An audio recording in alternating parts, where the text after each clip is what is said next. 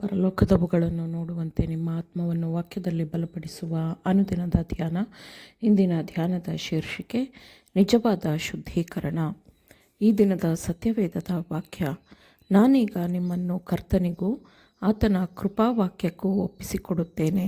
ಆತನು ನಿಮ್ಮಲ್ಲಿ ಭಕ್ತಿ ವೃದ್ಧಿಯನ್ನುಂಟು ಮಾಡುವುದಕ್ಕೂ ಪವಿತ್ರರಾದವರೆಲ್ಲರಲ್ಲಿ ನಿಮಗೆ ಹಕ್ಕನ್ನು ಅನುಗ್ರಹಿಸುವುದಕ್ಕೂ ಶಕ್ತನಾಗಿದ್ದಾನೆ. ಅಪೊಸ್ತಲರ ಕೃತ್ಯಗಳು 20ನೇ ಅಧ್ಯಾಯ 32ನೇ ವಚನ. ನಿಜವಾದ ಶುದ್ಧೀಕರಣ ಎಂದರೇನು?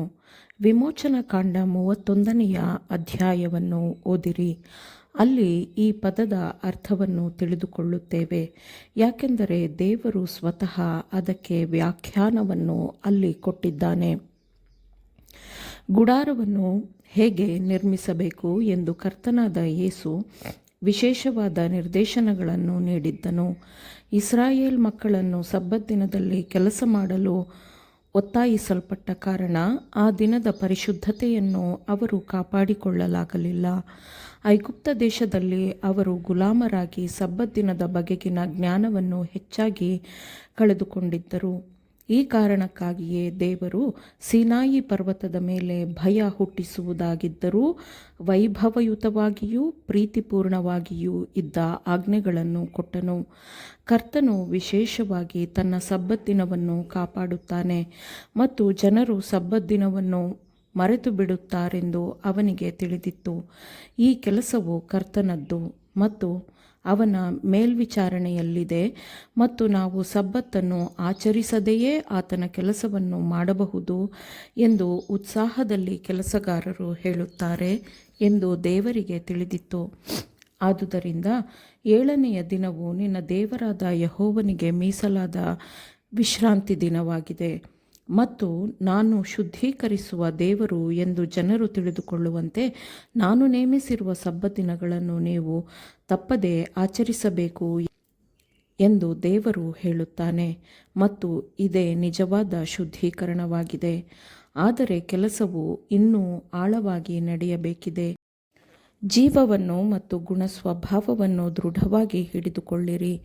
ಪಾಪಿಗಳು ತಮ್ಮ ವಿಗ್ರಹಗಳನ್ನು ತ್ಯಜಿಸುವಂತೆಯೂ ದೇವರ ಆಜ್ಞೆಗಳನ್ನು ಪಾಲಿಸುವಂತೆಯೂ ಯೇಸು ಶೀಘ್ರದಲ್ಲೇ ಪರಲೋಕದ ಮೋಡಗಳ ಮಧ್ಯದಿಂದ ಬರುತ್ತಾನೆ ಎಂದು ನಂಬುವಂತೆಯೂ ಸುಲಭವಾಗಿ ಮನವೊಲಿಸಬಹುದು ಎಂದು ಕೆಲವರು ಭಾವಿಸಿದ್ದಾರೆ.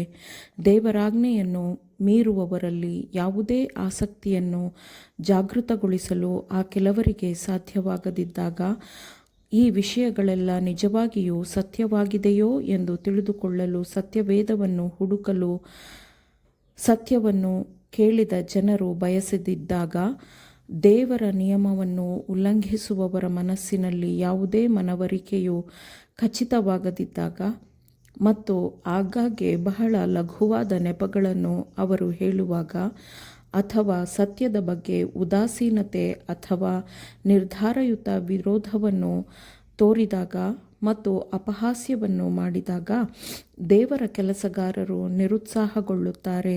ಯಾಕೆಂದರೆ ಕೆಲಸದಲ್ಲಿ ಯಶಸ್ಸನ್ನು ಎದುರು ನೋಡುತ್ತಿದ್ದವರಿಗೆ ಸೋಲನ್ನು ನೋಡುವಂತಾಗುತ್ತದೆ. ಅಯ್ಯೋ, ನಂಬಿಕೆಯಲ್ಲಿರುವ ಯುವಕರು ಕ್ರಿಸ್ತನಿಗಾಗಿ ಆತ್ಮಗಳನ್ನು ಗೆಲ್ಲುವ ಕೆಲಸದಲ್ಲಿ ಎಷ್ಟೊಂದು ಪಾಠಗಳನ್ನು ಕಲಿಯಬೇಕಾಗುತ್ತದೆ ಅಲ್ಲವೇ? ಕೆಲವರು ಸೋತಾಗ ಅಥವಾ ವಿಫಲವಾದಾಗ ಸೋಲದಿದ್ದರೆ ಕಲಿಯದ ಪಾಠಗಳನ್ನು ಕಲಿಯುತ್ತಾರೆ. ಆದರೆ ಕೆಲವರು ವಿರುದ್ಧವಾಗಿ ಯೋಚಿಸುವವರು ತಣ್ಣಗಿನ ಪ್ರಭಾವವನ್ನು ಹೊಂದಿದ್ದು ಅವರಲ್ಲಿ ಕೃಪೆಯ ಕಿಡಿ ಬಹುತೇಕ ಆರಿಹೋಗಿರುತ್ತದೆ. ಆತ್ಮಗಳನ್ನು ಉಳಿಸುವ ಪ್ರಯತ್ನಗಳಿಂದ ಯಾವುದೇ ಪ್ರಯೋಜನವಿಲ್ಲ ಎಂದು ಅವರು ಭಾವಿಸುತ್ತಾರೆ ಮತ್ತು ಅವರು ಇನ್ನು ಮುಂದೆ ಲೋಕದಲ್ಲಿ ದೀಪಗಳಾಗಿ ಪ್ರಕಾಶಿಸುವುದಿಲ್ಲ. ಆತ್ಮಗಳು ತಪ್ಪು ಮಾಡುವುದರಿಂದ ದೇವರ ಕಡೆಗೆ ತಿರುಗಿಸುವ ಆಲೋಚನೆ ಮತ್ತು ಇತರರಿಗೆ ಸತ್ಯದ ಅಮೂಲ್ಯವಾದ ಬೆಳಕನ್ನು ನೀಡುವ ಜವಾಬ್ದಾರಿಯ ಪ್ರಜ್ಞೆಯು ಅವರಲ್ಲಿ ಸಾಯುತ್ತದೆ ಮತ್ತು ಅವರು ಯಾವ ಕೆಲಸವನ್ನು ಮಾಡುವುದಿಲ್ಲ. ಈ ತೊಂದರೆಗಳು, ವಿರೋಧ, ನಿರಾಶೆಗಳು ಮತ್ತು ನಿರುತ್ಸಾಹಗಳನ್ನು ದೇವರ ಕೆಲಸಗಾರರು ಹೆಚ್ಚು ತೀವ್ರವಾದ ರೀತಿಯಲ್ಲಿ ಎದುರಿಸಬೇಕು. ಆದರೆ ಅವರು ತತ್ವಕ್ಕೆ ಬಂಡೆಯಂತೆ ದೃಢವಾಗಿರಬೇಕು. ನಾವು ಕ್ರೈಸ್ತರಾಗಿದ್ದರೆ ನಾವು ಕ್ರಿಸ್ತನಂತೆ ಇರಬೇಕು. ನಾವು ಬೆಳಕನ್ನು ಪ್ರತಿಫಲಿಸಬೇಕು. ಆಮೇನ್.